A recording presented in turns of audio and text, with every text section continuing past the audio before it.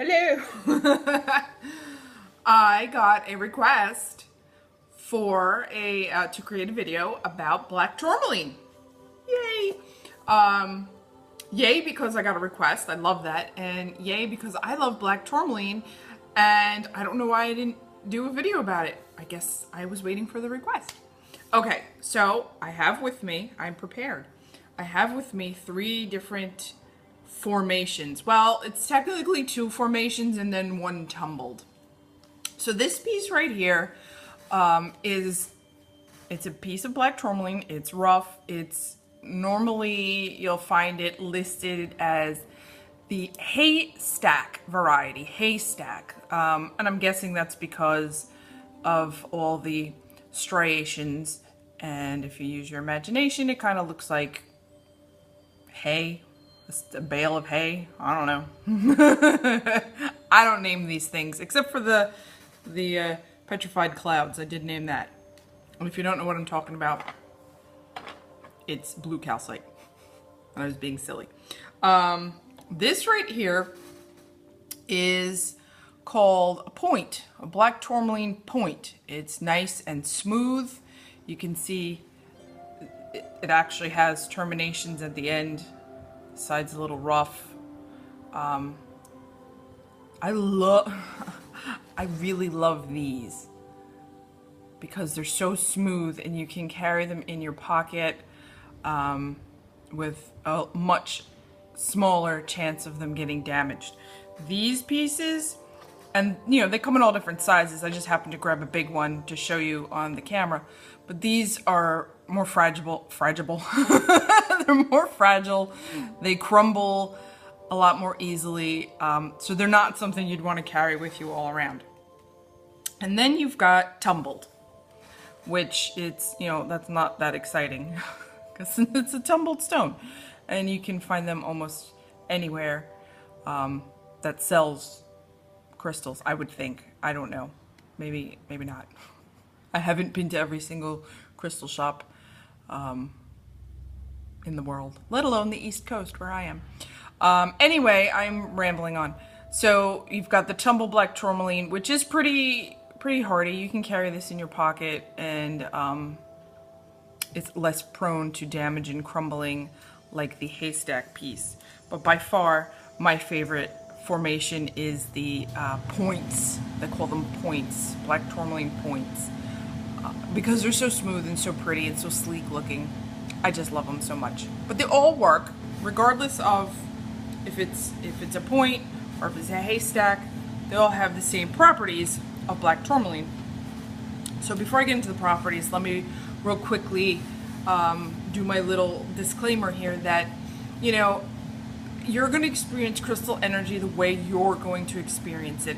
Everybody vibrates their own way, and you have your own experiences. So the descriptions that you read in the various books or websites, or even watching videos where people are talking about what the crystals do, you know, you're going to experience it your way, and they're just guidelines. So if somebody says this crystal does this thing and you don't get that result from it, it doesn't mean you're using it wrong, or there's something wrong with you, or something wrong with the crystal. It's just the way you're experiencing the crystal energy. That's all there is to it. It's, you know, it's nothing personal. it's just the way it is. Okay, so generally speaking, what is black tourmaline good for? Well, one of the things it's good for is anxiety, and it's also good for balancing the emotions, which makes sense that those 2 things go together, because if your emotions are a little unstable, chances are you're prone to anxiety. It's also good for dyslexia. I'm not dyslexic, so I can't speak for, you know, from personal experience, but if you are, try working with some black tourmaline. You know, carry it with you. If you have to do some reading or writing, have some black tourmaline handy and see if that helps. It's a good protector. I'm not so crazy about the term protection. Sorry, I'm looking away because, you know, I'm in the shop and I don't have people coming in. Because it implies that there's something out there going to get you. Again, the need for protection is just the way you're perceiving the energies around you. So if you feel like you're going to be unsafe, or you feel like there is something out to get you, black tourmaline does have protective qualities. It also has protective qualities in the sense that it's supposed to help block EMF waves, your Wi-Fi, your computers. Putting a piece of black tourmaline like this guy in front of you, between you and your computer, would be a good little shield against the emanations. It doesn't have to be this big, it could be like that big, but a nice sized chunk would be good. Something this small, I don't know how effective that would be at shielding a whole lot, but bigger the better. And don't put amethyst or quartz in front of your computer or your television or your cell phone or your Wi-Fi router, because that is just going to amplify the energy. Sorry. Some people think, oh, amethyst is a protective stone, I'm going to stick it in front of my computer.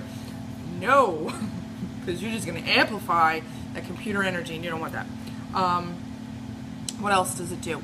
Well, going back to the whole protective thing, if your Wi-Fi router is mounted on the wall, you can grab like a couple of the tumbled stones and grid around your Wi-Fi router to help contain some of that excess energy.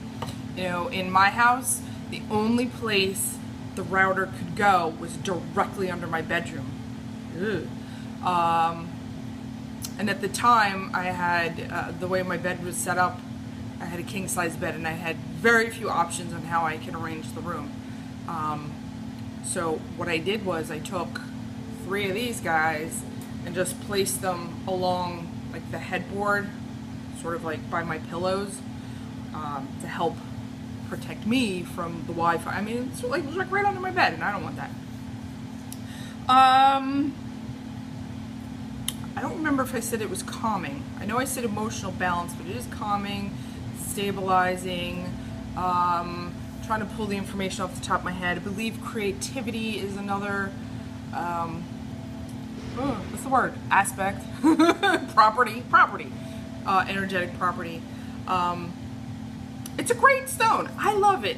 It's one of the, it's also one of those feel better stones. If you look in some of the books, there'll be different crystals that have the description of a feel better stone. What does that mean? Well, it could be, a feel better stone generally is one of those stones that does the emotional soothing and balancing, the anti-anxiety, the stabilization type of stone. And so black tourmaline is one of those feel better stones. I like it also paired with amethyst, but that's just a personal preference.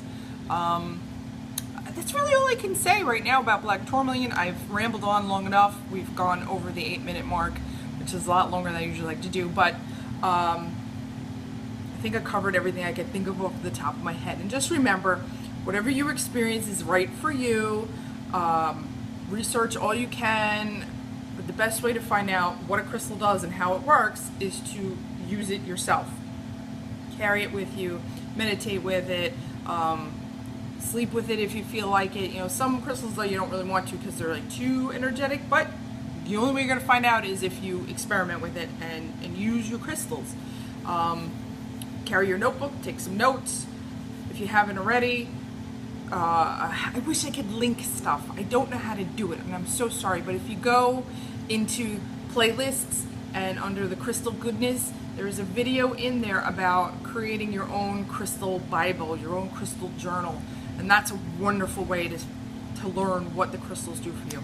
Okay, I'm done now because I'm almost to 10 minutes, and that's too long. Have an awesome day. Go play with some crystals, find out what they do for you, and go get yourself some black tourmaline because it's awesome. Bye-bye.